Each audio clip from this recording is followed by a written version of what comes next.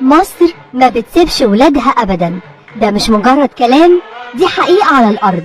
امبارح الدنيا اتقلبت في السودان، والحرب ابتدت بين الجيش وقوات الدعم السريع اللي هي بالأساس جزء من الجيش، لكن بقت كيان عسكري مستقل لوحده وجيش زيها زي الجيش النظامي، وتحولت بعد شوية لميليشيا.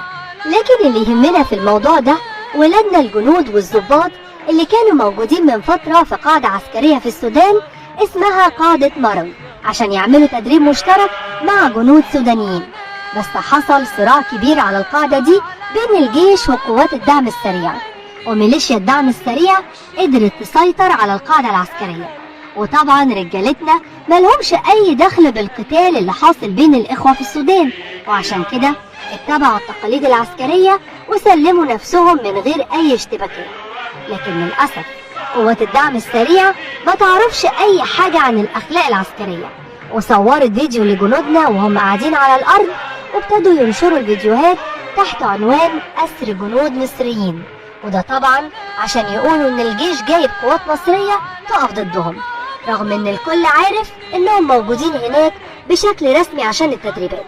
ومن أول لحظة ومن قبل نشر الفيديوهات صقور مصر ابتدوا يتحركوا فورا عشان يرجعوا ولادنا بأمان، والرئيس السيسي بيتابع الموضوع خطوة بخطوة، واتشكلت خلية أزمة من كل الأجهزة السيادية علشان تتابع اللي بيحصل بالتعاون مع سفارتنا بالخرطوم.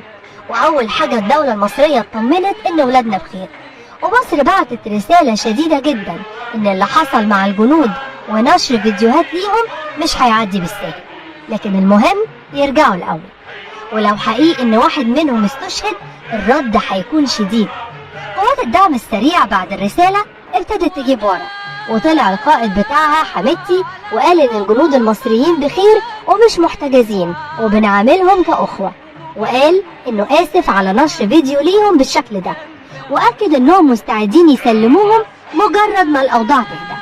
لكن طبعا حساب اللي نشر الفيديو هيجي قريب جدا، واللي حصل في ليبيا عبرة لأي حد يفكر يمد إيده على مصر.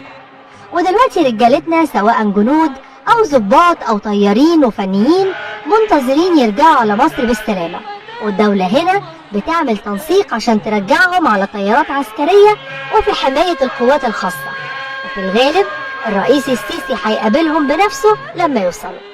لكن الأزمة إن كل الأجواء مقفولة بسبب الحرب اللي حاصلة، وده اللي خلى الموضوع يتأخر شوية، بس كلها ساعات، ويمكن وانت بتسمع الفيديو يكون ولادنا على الطيارة وراجعين. وكمان أجهزتنا بتشوف دلوقتي هترجع ازاي طياراتنا الحربية الموجودة في السودان عشان التدريبات المشتركة. والرسالة الأخيرة اللي بعتتها مصر إن ولادنا يفضلوا بخير لحد ما نستلمهم، وأي اعتداء عليهم أو إساءة تعامل الرد هيكون قوي وسريع. حفظ الله مصر ورجال قواتنا المسلحة الأبطال. تنسوا تعملوا لايك، شير، سبسكرايب وتشغلوا جرس التنبيهات.